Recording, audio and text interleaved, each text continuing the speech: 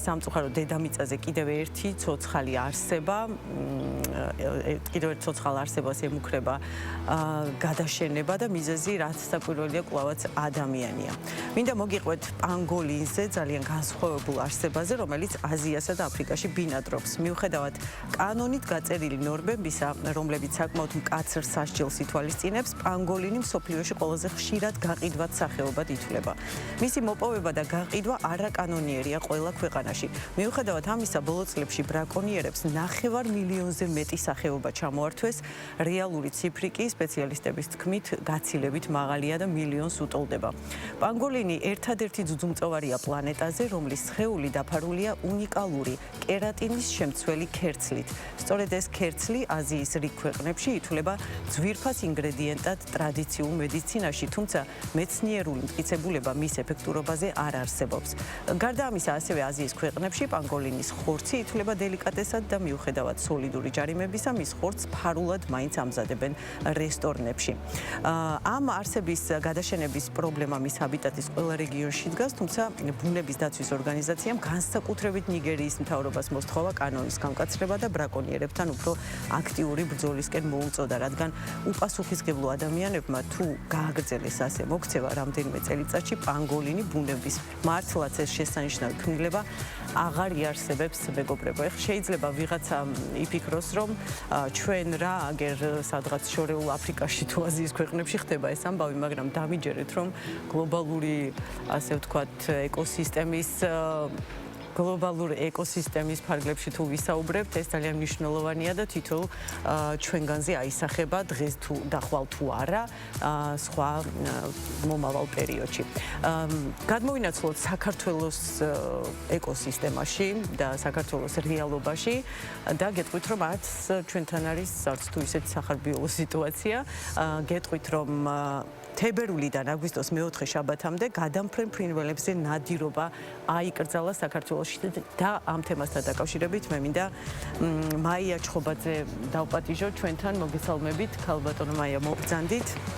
გარემოს დაცვითი ზედამხედველობის დეპარტამენტის ბიომრავალფეროვნების კონტროლის სამსახურის უფროსი დილა მშვიდობისა და მადლობა, რომ ჩვენთან ხართ და ვისაუბრებთ ამ თემაზე. პირველ რიგში რა შეზღუდვა შევიდა ძალაში, როგორც ვიცით 28 თებერვლიდან, ხო, და რა არის ამის მთავარი მიზეზი?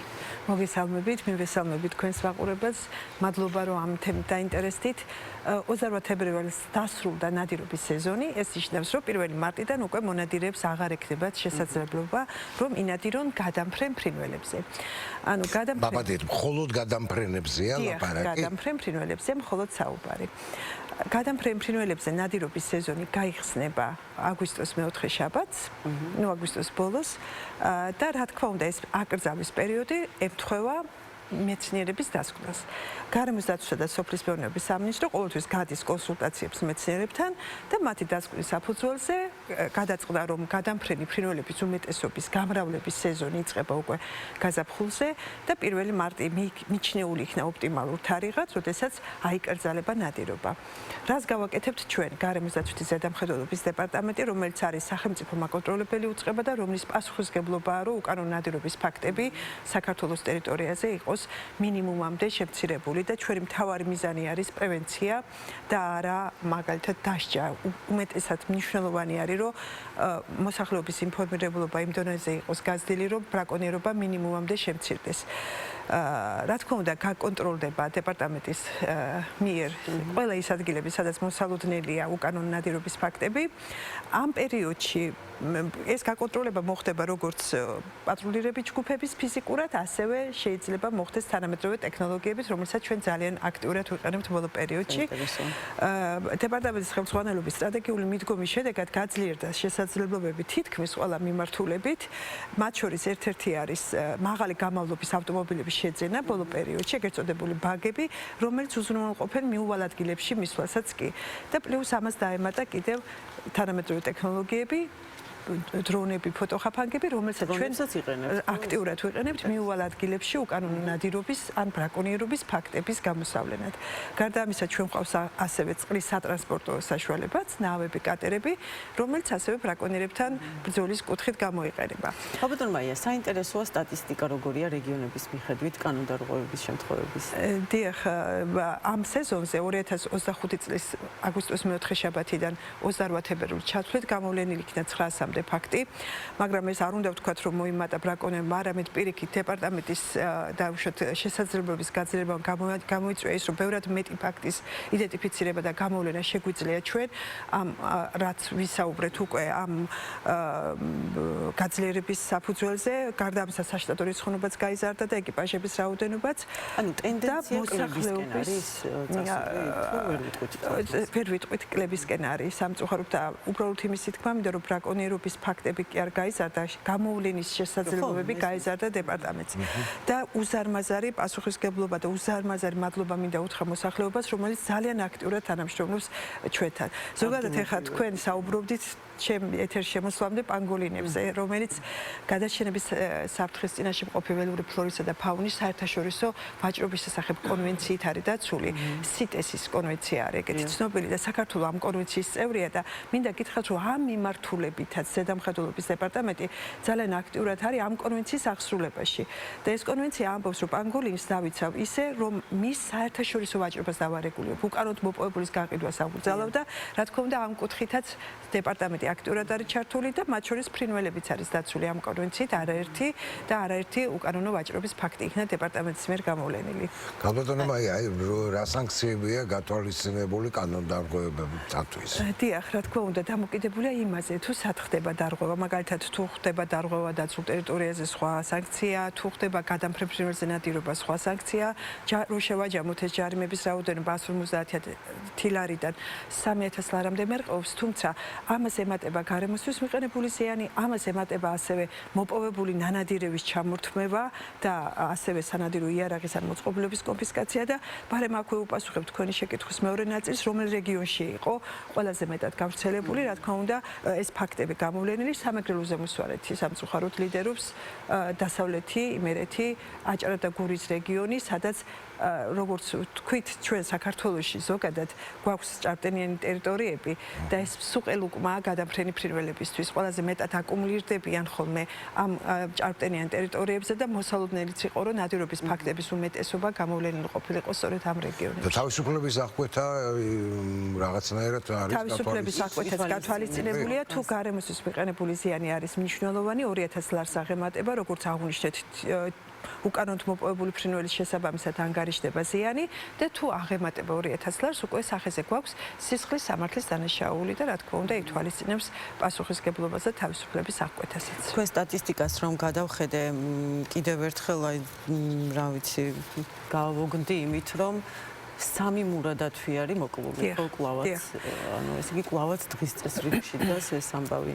მადლობა რომ შეეხეთ ამ ფაქტს, იმიტომ რომ მურადათვის უკანონო მოპოვებისთვის ზიანი გარემოსთვის მიყენებული არის 50000 ლარი და ამას ემატება თავისუფლების აღკვეთა, როგორც თქვენ სისხლის სამართლის დანაშაულია. სამწუხაროდ მიუხედავად ამისა, ჩვენ მაინც გვაქვს ეს ფაქტები და მათ შორის ეს გამოვლენილი იქნა, როგორც აღნიშნეთ, მათ შორის თანამედროვე ტექნოლოგიებით და ამ მიმართულებით დეპარტამენტი იქნება შეუწყლარებელი და ყველა ფაქტზე გატარდება შესაბამის რეაგირება. უბრალოდ მინდა ვთქვა, რომ საკმაოდ მაღალია.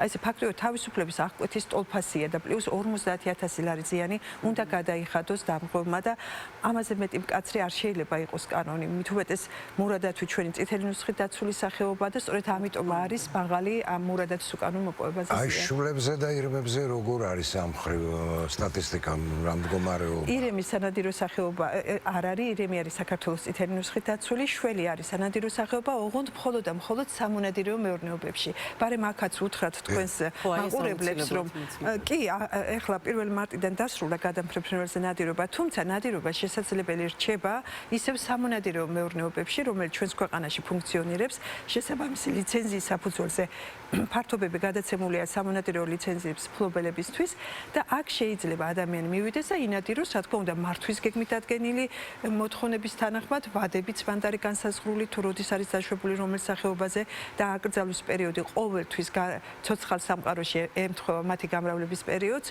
და აუცილებლად მდგრადი სარგებლობის პრინციპიდან გამომდინარე ნადირობა დაშვებულია კოტების საფუძველზე, დადგენილი კოტების, ანუ ხდება აღრიცხვა, რამდენი ნადირფრინველია სამონადირეებში და მერე გარემოს ეროვნული სააგენტო ამ აღრიცხვის მასალების საფუძველზე ადგენს კოტას. კოტა არის ის რაოდენობა, რომელიც შეიძლება წლის განმავლობაში იყოს მოკლული სამონადირეო მეურნეობაში ისე, რომ იმ პოპულაციას, რომელიც იქ არსებობს, არ შეექმნა საფრთხე. ესე იგი, ეს ყველაფერი ისე სასტიკად ჟღერს ჩემთვის ზოგადად, აი კოტებს რო ვასახელებ ცოცხალი არსებების მოკვლის, შველის განსაკუთრებით. ძალიან სასტიკობა. თუმცა არსებობს კატეგორია ადამიანების, რომლებიც ამბობენ, რომ რაღა მაშინ როცა იხვები გამოჩნდნენ, მაშინ გვიკრძალავთო ნადირობასო და აი ორი სიტყვით კიდევ ერთხელ ამ ადამიანებს რომ ავუხსნათ, თუ რატო ვკრძალავთ აი ამ კონკრეტულ შემთხვევაში ნადირობას. ძალიან დიდი მადლობა ამის შესაძლებლობა რომ მომეცით, იმიტომ რომ ჩვენ ძალიან ხშირად გვესმის მდგრადი სარგებლობის პრინციპი და ზოგჯერ ისეთია, იმდენად ხშირად გვესმის, რომ ზოგს გააზრებულიც არ აქვს ამ ტერმინის მნიშვნელობა. რა არის მდგრადი სარგებლობის პრინციპი? მარტივად რო ვთქვა, დღეს იმდენი უნდა ვჭამოთ, რომ ხვალაც დაგვრჩეს. ანუ დღეს იმდენი უნდა ამოვიღოთ გარემო და რომ ჩვენ შვილებს მომავალში დარჩეთ კიდევ ეს თუნდაც გადამფრენ ფრინველი. რატომ გადამფრენ ფრინველი? ძალიან ბევრჯერ აქვთ ხოლმე ეგეთი შეკითხვა, რატო ვიცავთ გადამფრენ ფრინველებს? რომლებიც ერთი ქვეყნიდან სხვა ქვეყანაში მიფრინავენ, ერთი კონტინენტიდან სხვა კონტინენტში წელს გამოიარეს და მომავალშიც გამოივლიან. სწორედ იმიტომ, რომ მომავალშიც გამოიარონ და სწორედ იმიტომ, რომ საქართველო არის არაერთი საერთაშორისო ხელშეკრულების და კონვენციის წევრი ქვეყანა. შესაბამისად, აღებულია ქვეყანას ვალდებულება, რომ დაიცვას ჩვენს ქვეყანაში გადამფრენი ფრინველებიც. დაცვის მექანიზმი რა არის? არის ლიმიტირებული მოპოვება, ანუ დღიური ლიმიტი, სახეობა და ადგილი, სადაც შეიძლება იყოს მოპოვება, რომელსაც ვაკონტროლებთ ჩვენ. ძალიან დიდი მადლობა მაია ჩხობაძე, გარემოს დაცვითი ზედამხედველობის დეპარტამენტის ბიომრავალფეროვნების კონტროლის სამსახურის უფროსი საუბრობდა ჩვენთან ერთად. ძალიან დიდი მადლობა კიდევ ერთხელ ამ ინფორმაციის გაზიარებისთვის.